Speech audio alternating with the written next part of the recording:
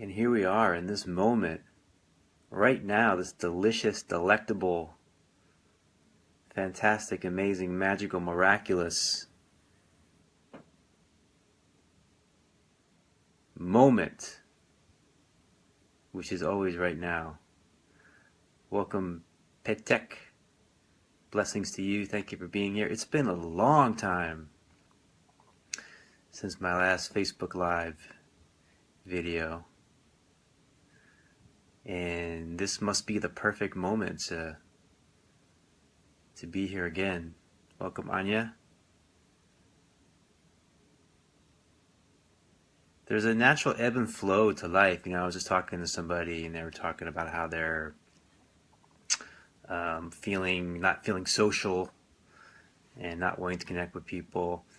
And it's important for us to listen to that ebb and flow inside ourselves. I think of it like the waves of the ocean, the waves, or the tide of the ocean. The tide goes out, tide goes back in, tide goes out, tide goes back in. And there's a natural flow to the rhythm inside ourselves as well, because we are nature. That same ocean is inside us. We are majority water. So there's a sense of, there's an outward movement and there's an inward movement, an outward movement and an inward movement. And when we honor those, we can feel the full power of both of them. And the inner feeds the outer and the outer feeds the inner. So when we're really resting inside, we're going deep inside, we're going deep into the silence, into the spaciousness, into the stillness, into the quietude inside ourselves. And then from the space, it fuels the creativity outward to create, to manifest, to make it happen in the world. So when we can honor both aspects of the cycle, then we feel the full power of both of them. We feel the full power, the full range of who and what we truly are. And this is the moment to be on Facebook Live and to be present with you.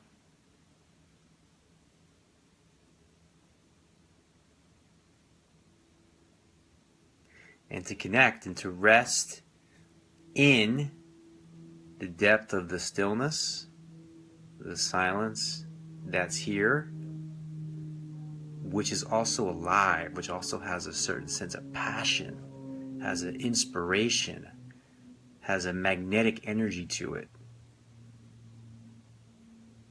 And they're both here at the same time. They're both alive at the same time. And that's the beauty. That's the invitation, is to be in this depth of silent, spacious stillness, to relax into this essence which is ever present, which is unchanging.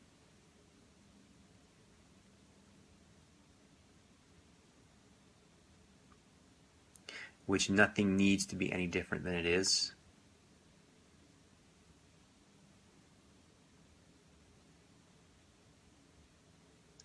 The ever-present I am that transcends anything and everything that comes and goes. And we don't even need to put spiritual terms around this anymore, or religious terms around this. It's just recognizing who you really are. That's all. That's all. Recognizing who you really are. You don't need any kind of commandments. You don't need any kind of rituals. You don't need any kind of dogma. You don't need to go to church. You don't need to meditate. You don't need to do yoga. You don't need to do anything. Because if you need to do anything, then that means it's not who you really are. See, because what you really are is ever present. So there's no need to do anything. There's also no need not to do anything. So you can do all those things and relish in them and appreciate them, and they can bring benefits into your life. But this essence of who you are is ever present. So it transcends thought. It transcends belief. It transcends idea. It transcends conception. It transcends story. It transcends all that comes and goes. It transcends all that comes and goes.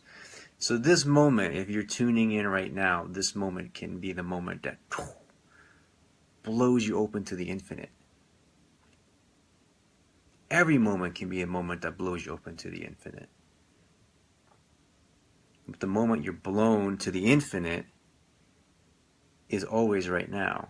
And the blowing open to the infinite is the mind opening, the heart opening to recognizing that we are the infinite. We are the essence that transcends all that comes and goes. And in that realization,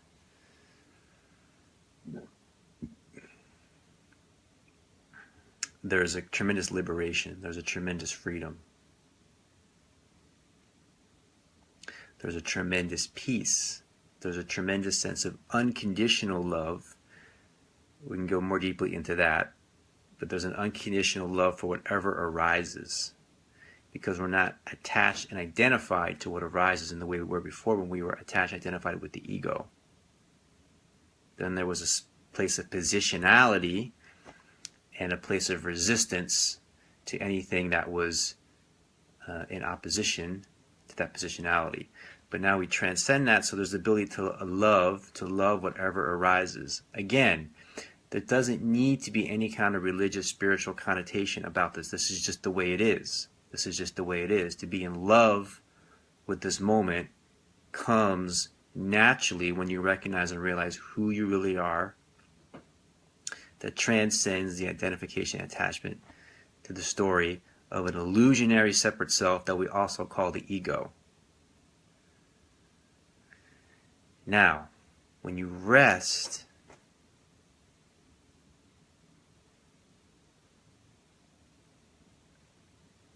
in this spacious, infinite essence of who we really are,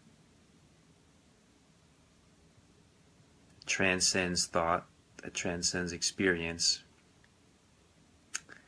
there's a creative energy that emerges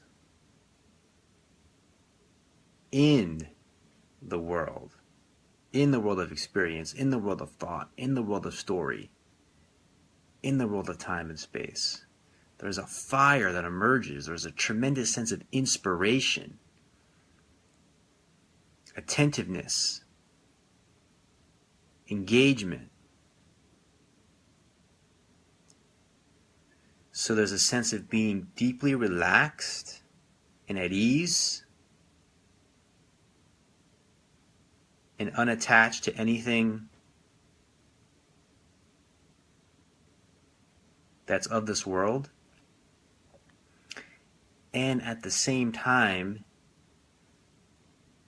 paradoxically being fully, wholly, and completely engaged in this world.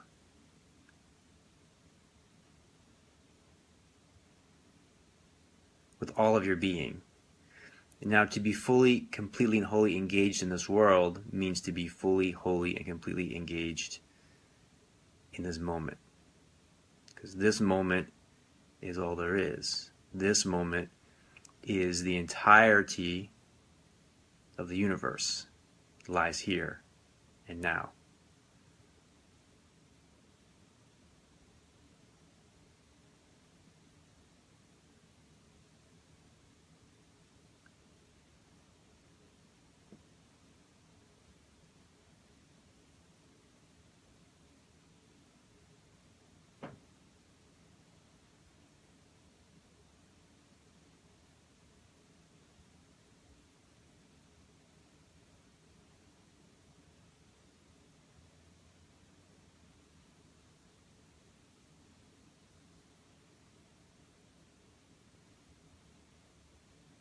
Welcome, Jane.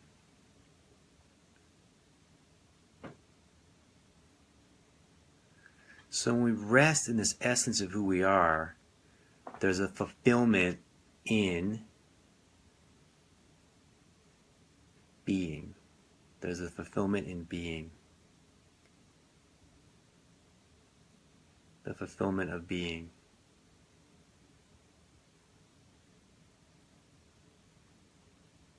Oh yeah, thanks, Shane. I didn't ask everyone to say where you're from. If you can say where you're from, we always really enjoy that and appreciate that.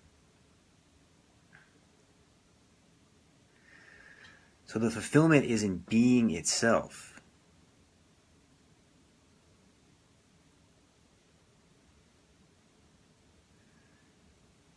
The fulfillment doesn't come from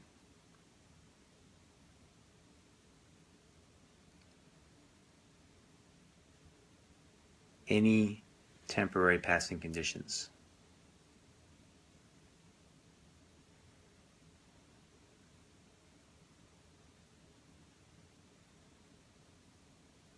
What are temporary passing conditions? I could go into a long diatribe on that, but I'm going to make it short and simple for you because I really love and appreciate you so much. It's all temporary passing conditions. Everything you can see, everything you can hear, everything you can smell, everything you can taste, everything you can touch, everything you can think, everything you can feel, every single thing you can experience is a temporary passing condition. So the fulfillment that I feel, that I am, probably is the closest way you could say it in words, is not based on the temporary passing conditions. It's also not based on religion. It's also not based on spirituality. It's also not based on another person. It's also not based on money. It's also not based on material things. It's also not based on where I live. It's also not based on who likes me, who doesn't like me. It's not based on anything that's a temporary passing condition, which is everything. So the fulfillment is not based on anything. It's also not based on emotion or feeling. So there's the freedom to feel whatever arises to be felt while being aware of this essence of being, which is unchanging. And this is what we call self-realization. So I sometimes I feel like I'm going to talk about other things, some relative things in the relative world, and that excite me and interest me, and I do see that happening as we go forward. But this is just so essential. There's nothing that even remotely comes close to being as important as this, which is why people that have realized, that have opened to this awakening, tend to just talk about it all the time. Eckhart Tolle, for example. When you recognize this awakening, like, what else is there of importance to talk about? It changes everything. It's like everything that you've been looking for outside of yourself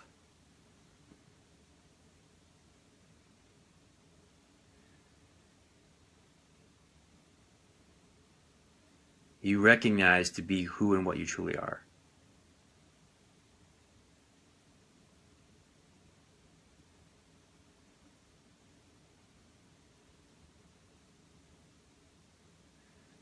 So there's the fulfillment of being,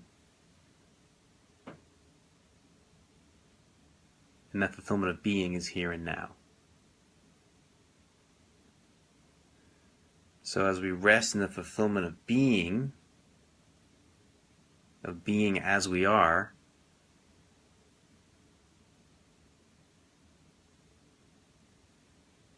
there is a doing, there is a desiring, there is a wanting, there is a play, there is a creative energy. The most accurate way I could say it is it's a creative energy. Because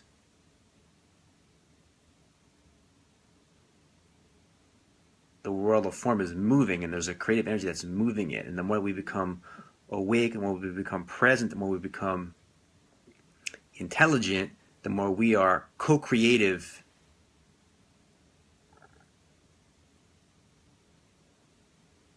That's a full sentence. The more we are co-creative. Welcome, Katarina. Welcome, Nikki. Welcome, Jacqueline. We're an open, clear channel Thank you, Cecilia. An open, clear channel for this universal creative intelligence to move through us moment by moment. An open, clear, unique channel. An open, clear, unique expression. In other words, don't try to be like me. Don't try to do it like I do it. Don't try to do it like Eckhart Tolle does it. Don't try to do it like Jesus does it or Buddha does it or whoever, right? Don't try to do anything. Just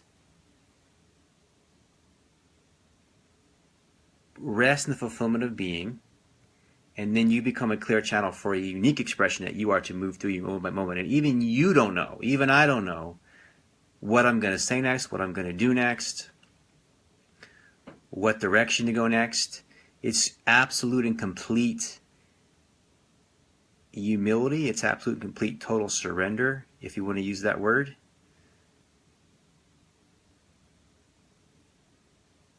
It's an absolute and complete letting go for something that is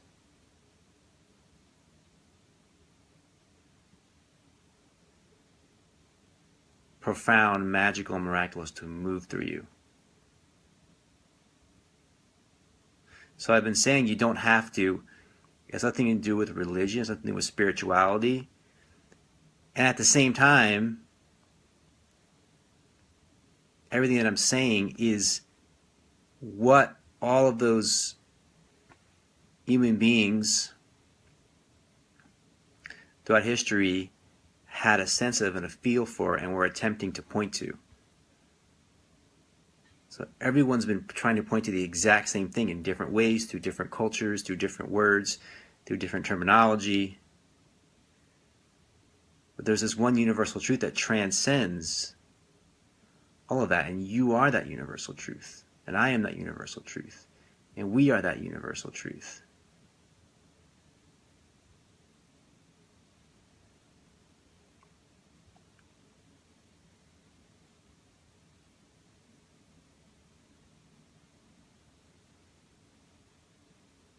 The magic of life is now. The miracle of life is now.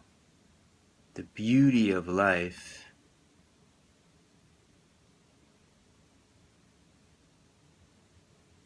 is now.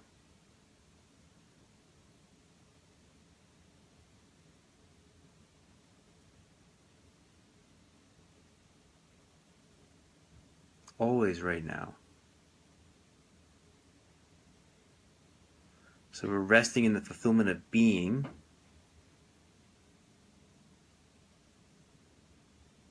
And then whatever we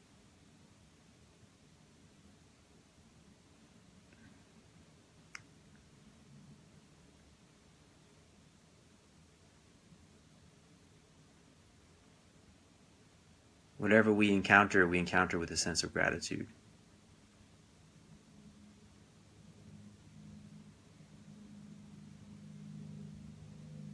Because it's like an icing on the cake. It's not really necessary.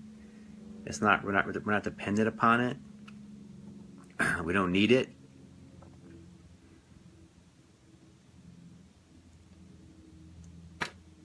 It's this play of colors and shapes and sizes and sounds, and we're able to appreciate the passing play.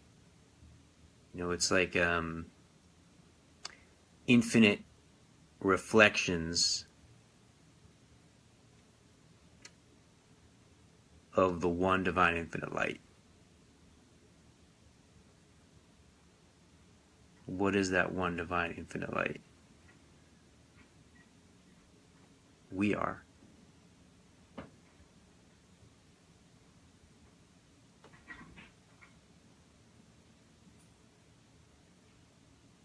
And when I say the one divine infinite light, even that brings up a concept, brings up an idea, maybe bring up a sense of like, oh, I need to try to be the one divine infinite light, right? So there's something that's deeper than words, deeper than thoughts, deeper than ideas that I'm pointing to. Thank you so much for being here. Let's keep it going in the comments.